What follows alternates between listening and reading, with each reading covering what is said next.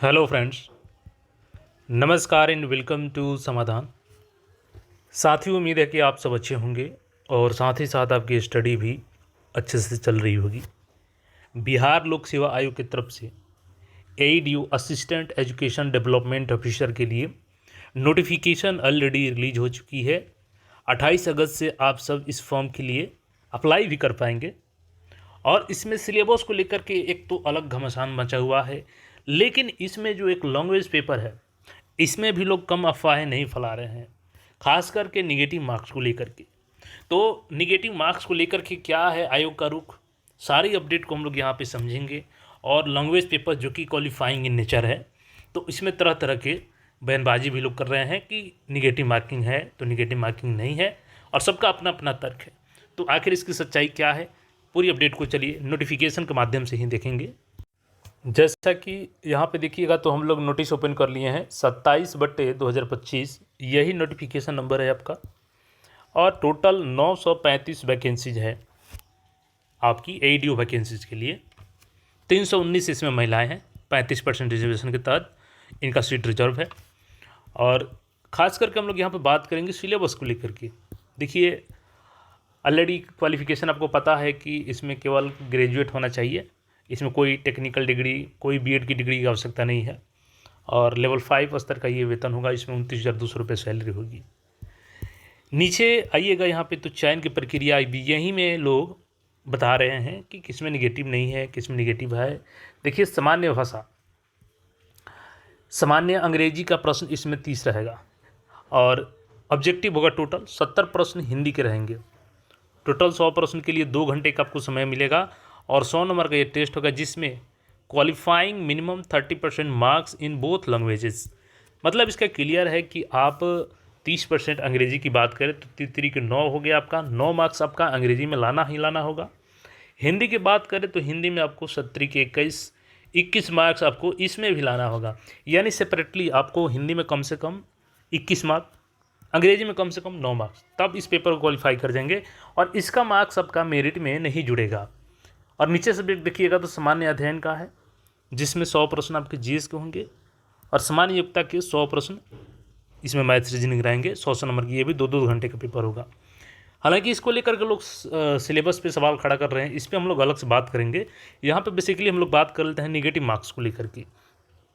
अब देखिए, लोग बोल रहे हैं कि इसमें निगेटिव मार्किंग नहीं है, लेकिन इसमें क्लियर लिखा है आपका कि प्रत्येक प्रश्न 1 अंक निर्धारित है तथा प्रत्येक गलत उत्तर के लिए 1/3 1/3 निगेटिव मार्क्स है।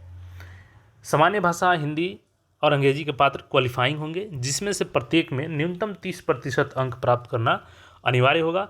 अर्थात सामान्य अंग्रेजी एवं सामान्य हिंदी में अलग अलग न्यूनतम अंक प्राप्त होने पर ही आप अन्य पत्रों में मूल्यांकन किया जाएगा आपका। सामान्य अंग्रेजी एवं सामान्य हिंदी के पत्र में न्यूनतम प्राप्त अंक नहीं होने पर अभ्यर्थिता पर विचार नहीं किया जाएगा, यानी कैंडिडेचर आपकी रद्द कर दी जाएगी। तो क्लियर है कि 9 नंबर तो अंग्रेजी में लाना है और 21 नंबर हिंदी में। अब लोग बोल रहे हैं कि इसमें निगेटिव मार्किंग नहीं है, जो कि सारा गलत बोल रहे हैं। और वो तर्क क्या दे रहे हैं, तो जो टीआरई की वैकेंसी आई थी उसमें तर्क दे रहे हैं कि उसमें आपका लैंग्वेज पेपर में निगेटिव नहीं है। देखिए, एक तो ये लोग बात कर रहे हैं कि आपने वो कहावत सुना होगा ना कि हाथ कंगन को आरसी क्या और पढ़े लिखे को फारसी क्या।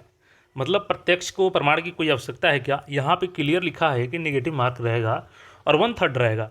यहाँ पे कहीं नहीं लिखा है कि क्वालिफाइंग पेपर में आपका नेगेटिव नहीं रहेगा। इसका मतलब क्लियर है कि सारे पेपर में, तीनों पत्र में आपका नेगेटिव मार्किंग है। चलिए, इसके बाद भी अगर वो रेफरेंस दे रहे हैं तो जिस चीज़ का अगर आप रेफरेंस दे रहे हैं, कम से कम पूरा उसका स्टडी तो कर लेना चाहिए था आपको। बोल रहे हैं लोग कि जो टीचर का वैकेंसी होता है उसमें लैंग्वेज पेपर में निगेटिव नहीं होता है। अब उसकी सच्चाई क्या है, मैं आपको एक बार उसकी नोटिफिकेशन ही दिखा देता हूँ। अब देखिएगा, यही आपके टीचर की वैकेंसी के लिए नोटिफिकेशन थी टीआरई 3.0 की। चलिए सीधे हम लोग क्वालिफाइंग मार्क्स पे चलते हैं। अब देखिए, यहाँ पे पेपर दिया गया है सिलेबस, जिसमें भाग 1 भाग 2 है और हिंदी अंग्रेजी इसमें से कोई भाषा चुनना है और इसमें 30% आपका अनिवार्य है, कम से कम इतना लाना है। अब नीचे आइएगा थोड़ा सा, तो नीचे देखिए क्या लिखा है क्लियर, भाषा अर्हता भाग 1 क्वालिफाइंग इन नेचर होगा, ठीक है। सभी विद्यालय अध्यापकों के लिए ली जाने वाली लिखित परीक्षा वस्तुनिष्ठ एवं बहुविकल्पीय होगी, ठीक है। ऑब्जेक्टिव होगी, प्रत्येक गलत उत्तर के लिए ऋणात्मक अंक नहीं है। यहाँ पर कोई निगेटिव मार्किंग नहीं है, मतलब कि पूरे पेपर में निगेटिव मार्किंग नहीं है। तो देखिए, एक तो आप लोग का अगल बगल ताक झाँक करने का आदत है, जब आपको नोटिफिकेशन एईडी का देख रहे हैं तो दूसरे में काहे ताक झाँक कर रहे हैं, जब आपको क्लियर वहाँ पे बताया गया है। और अगर रेफरेंस दे भी रहे हैं तो कम से कम पूरा इसका स्टडी तो कर लेते आप लोग, केवल भाषा में ही नहीं, यहाँ पे कोई निगेटिव है ही नहीं। तो फिर इसका आप लोग आधार कैसे बना के बोल दिए कि उसमें भी क्वालिफाइंग पेपर है तो निगेटिव नहीं होगा।